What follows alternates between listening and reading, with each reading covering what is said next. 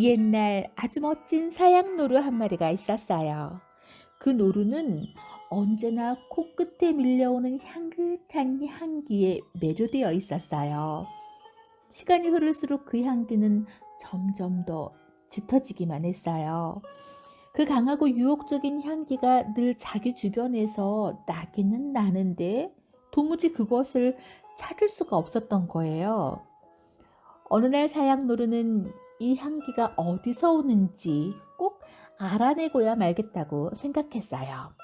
그래서 향기의 원천을 찾아서 산을 넘고 물을 건너고 사막을 지나 세상 끝까지 찾아다녔어요. 하지만 아무리 세상을 뒤지고 다녀도 향기의 원천을 찾지는 못했어요. 어디를 가든 그 향기는 끊임없이 그를 유혹했지만 끝내 그 향기가 어디서 오는지를 알아내지 못한 것이지요. 그래도 포기하지 않고 찾아다니던 어느 날 사양노루는 어느 산간지방의 높은 절벽 위까지 올라가게 되었어요. 주변을 샅샅이 살펴보는 동안에도 여전히 그 아름다운 향기는 그의 코를 간지럽히고 있었죠. 그러자 사양노루는 절망한 나머지 절벽에서 그만 뛰어내리고 말았어요. 벼랑 밑으로 떨어진 사양노루는 처참하게 부서져 있었는데 그 순간 노루의 몸에서는 더욱더 짙은 향기가 피어오르기 시작해서 순식간에 온 계곡을 향긋한 사향으로 가득 채워버렸답니다. 그러나 불행히도 사양노루가 이 향기의 원천을 발견하기에는 이미 때가 너무 늦어버렸어요. 참 안타까운 이야기죠. 그런데 이 사양놀이의 이야기처럼 우리 안에는 세상에서 가장 향기롭고 뛰어난 향기가 있죠. 바로 예수 그리스도. 참으로 부족하고 못난 것 같지만 자신을 향기나는 꽃이 아닌 잡초라고 여길지 모르겠지만 이런 우리 안에 그 존귀하고 높으신 예수님 계시니 너무나 화려하고 아름답고 향기로운 예수님의 향기, 그 천상의 향기가 우리에게 난다는 것 아니겠습니까? 우리는 그리스도의 향기입니다. 그러니 죄악으로 악취가 가득한 세상에 향기가 되시길 축복합니다. 거룩한 냄새, 사람을 살리는 냄새, 치료하는 향기가 되시기를 축복합니다.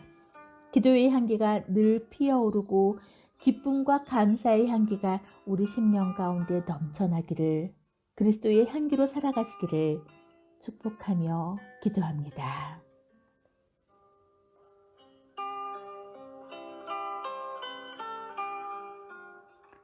항상 우리를 그리스도 안에서 이기게 하시고 우리로 말미암아 각 처에서 그리스도를 아는 냄새를 나타내시는 하나님께 감사하노라.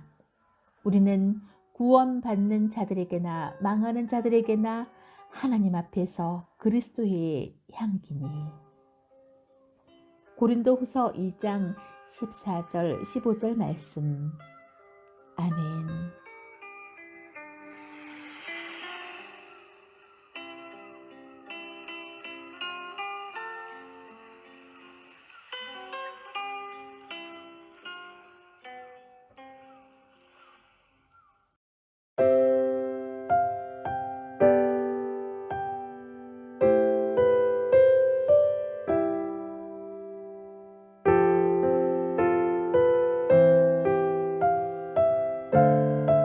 우리는 어떠한 상황이 생겨도 두려워할 것이 없습니다.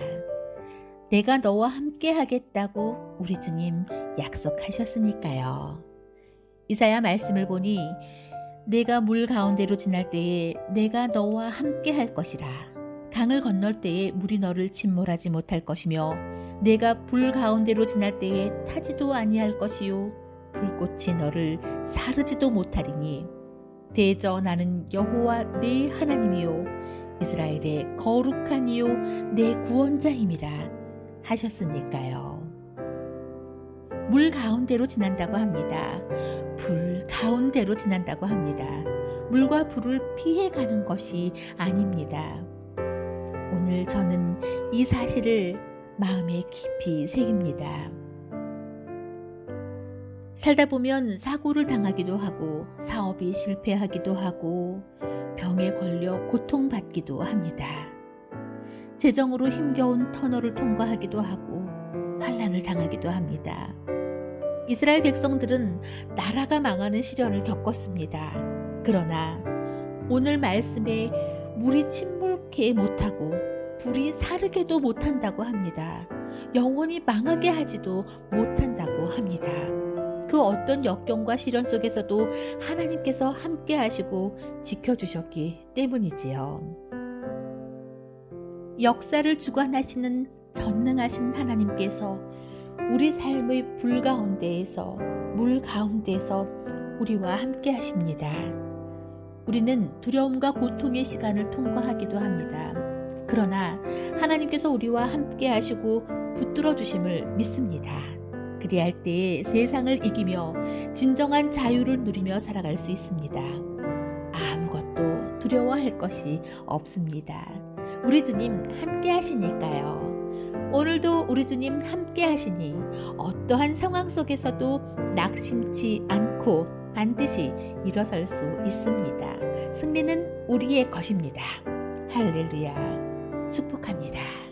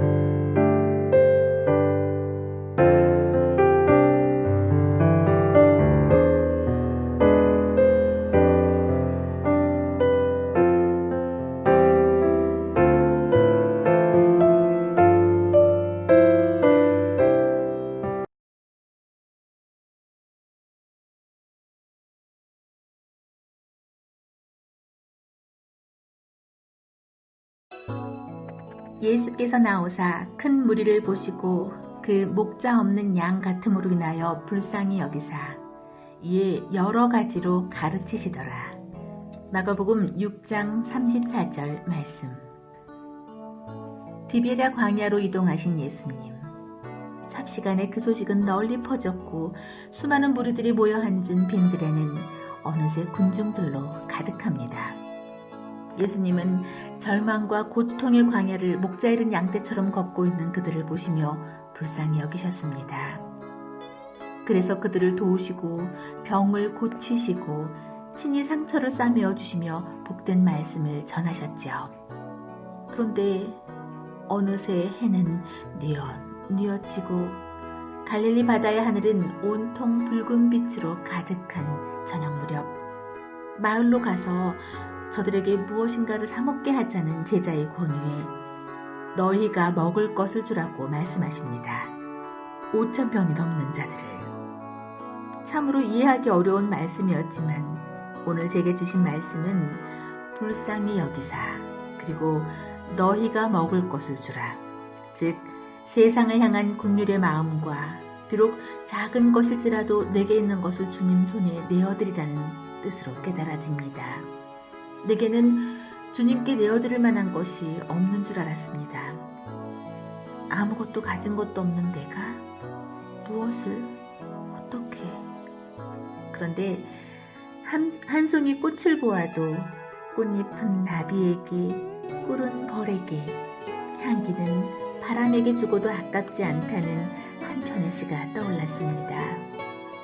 오늘 나는 주님 손에 올려드릴 것이 무엇인지 부족한 내 판단으로 이것으로 무슨 하며 묶어두고 있었던 재능은 없는지 겨우 이걸로 어떻게 라고 여기면서 쥐고 있는 물질은 없었는지 하지만 나의 가진 것과 능력과 관계없이 세상을 향한 긍휼의 마음으로 주님께 올려드릴 수만 있다면 하나님의 권능이 나타나 많은 이들에게 사랑과 구원의 기쁨을 얻게 하는 도구가 되는구나 하는 깨달음을 얻는 아침입니다. 기적을 일으킨 한 아이의 작은 도시락처럼 오늘 우리의 작은 도시락은 무엇일까요? 예수님 이름으로 승리하시기를 기도합니다. 축복합니다.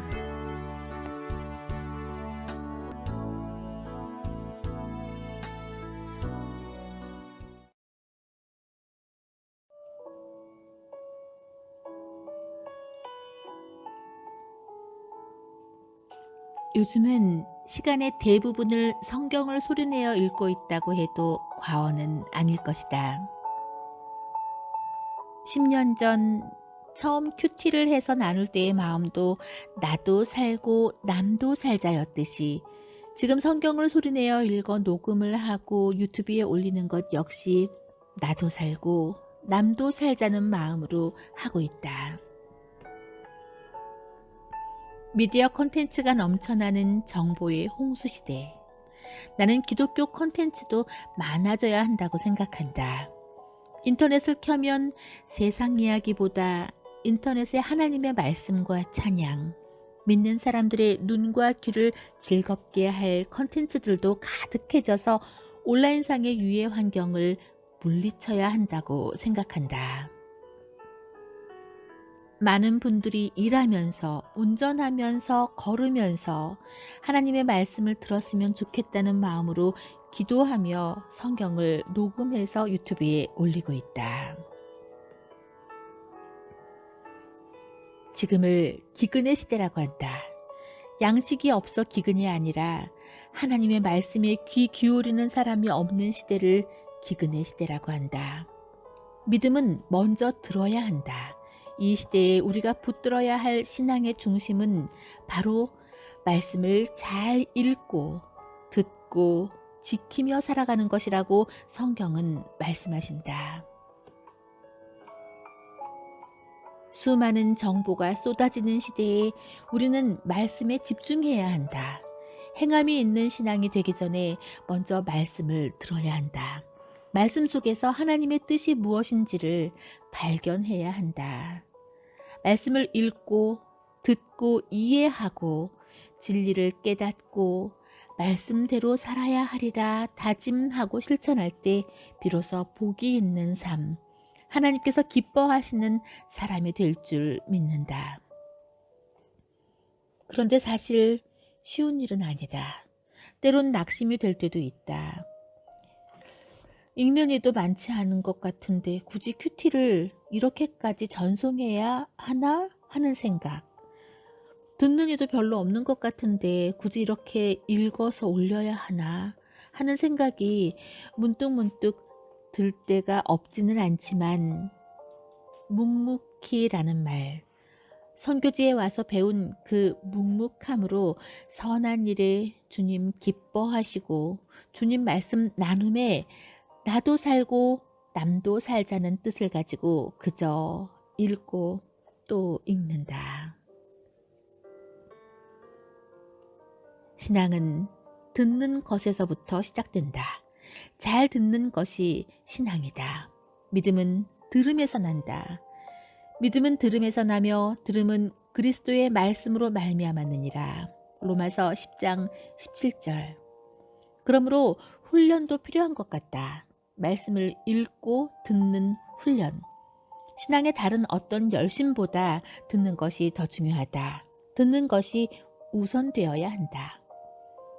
마르다와 마리아의 이야기에서처럼 듣는 것을 우선시했던 마리아, 듣는 것보다 사역을 우선시했던 마르다, 결국 원망과 불평으로 예수님께 책망을 들었던 마르다를 우리는 잘 알고 있지 않은가. 신앙의 핵심은 듣고 깨닫고 순종하는 삶의 순서, 듣기 위해 예수님께 한 걸음 더, 들음으로 예수님께 한 걸음 더 바짝 다가가는 우리 모두들 되기를 축복합니다.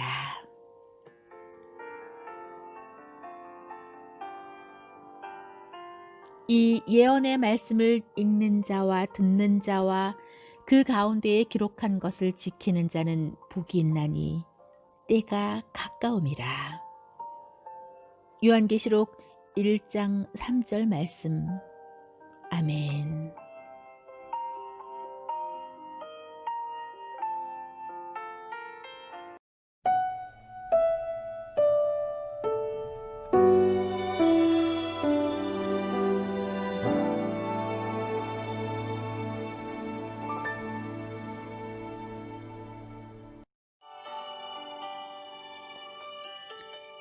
코로나 바이러스로 인한 이동 통제령이 서서히 풀려가면서 아직은 준통제령 상태이지만 그래도 이제 외출도 허가가 되었고 식당에서의 식사도 2m 간격을 둔 상태로 허락이 되었다. 그래서 어제는 몇 달 만에 교인들을 만나서 식사를 했다. 너무 반가워서 쉽게 자리를 뜨지 못하고 한참 동안 즐거이 교제를 나눴다. 집으로 돌아와 생각해 보니 오랜만에 사람을 만난 흥분에 너무 많은 말을 한 것 같아서 오늘 얼마나 하나님을 높여드리는 말을 했을까? 얼마나 하나님을 기쁘시게 해드렸을까? 행여 본이 되지 못하는 말을 하지는 않았을까? 잠잠히 생각해 보게 되었다. 나에게 생활 신조처럼 늘 생각하는 것이 있다면 그것은 바로 그리스도의 향기, 그리스도의 편지, 그리스도의 거울이 되자는 것이다. 하나님과의 깊은 교제로 말미암아 나의 마음의 거울에 주님의 거룩한 영광의 빛을 받아서 그 빛을 다시 세상에 비추는 인생, 그 빛을 다시 이웃과 내가 만나는 모든 사람들에게 비추는 인생, 그런 인생을 살고 싶다. 얼마나 멋진가. 세상에 아마 거울을 보지 않는 사람은 아무도 없을 것이다. 우리는 웬만하면 거울을 수시로 보면서 단장도 하고 자신의 외적 상태도 알 수 있다. 하지만 세상 어디에도 마음을 볼 수 있는 거울은 없다.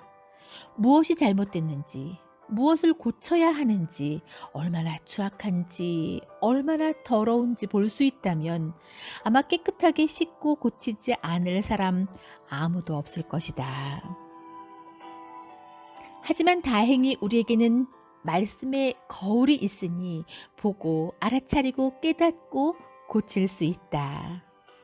어떤 날은 거울을 보면서 내가 좀 꽤 괜찮아 보일 때가 있다. 그런데 말씀의 거울을 보면서도 그렇게 내가 꽤 괜찮아 보이고 쓰담쓰담 해주고 싶고 칭찬해주고 싶은 사람이 된다면 얼마나 좋을까. 여하튼 거울, 유리 거울을 보면서 우리의 외모를 다듬듯 말씀의 거울을 보며 심령을 다듬자. 오늘도 우리 마음의 거울의 말씀으로 하나님을 듬뿍 받아 세상에 반사하는 복되고 귀한 삶이 되기를. 할렐루야. 우리의 얼굴은 그분의 얼굴 빛으로 환히 빛나고 있습니다. 하나님께서 우리 삶에 들어오시고 우리가 그분을 닮아갈 때 우리는 메시아를 꼭 닮은 형상으로 변화되고 우리 삶은 점점 더 밝아져서 보다 아름다워질 것입니다. 메시지 성경 고린도후서 3장 18절 말씀. 아멘.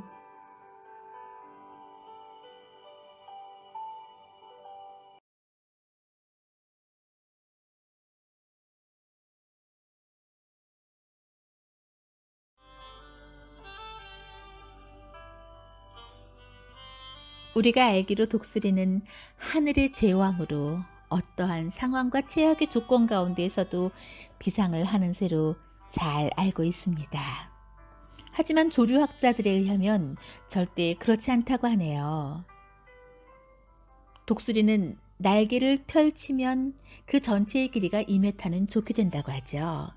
그렇기 때문에 결코 자신의 날개로 날아오르는 일은 거의 불가능하다고 합니다. 우리말 성경에는 날개치며 올라감 같을 것이라고 했지만 영어 성경에는 소링으로 표현하고 있습니다. 여기서 말하는 소링은 스스로의 노력이나 수고로 날아오름이 아니라 활공을 의미합니다. 독수리는 본능적으로 이 비밀을 잘 알고 있습니다. 자신이 스스로의 힘으로 날아오를 수 없음을 알고 있는 거죠. 그렇기 때문에 밑에서 불어오르는 온난 기류를 이용하여 급상승하는 것입니다.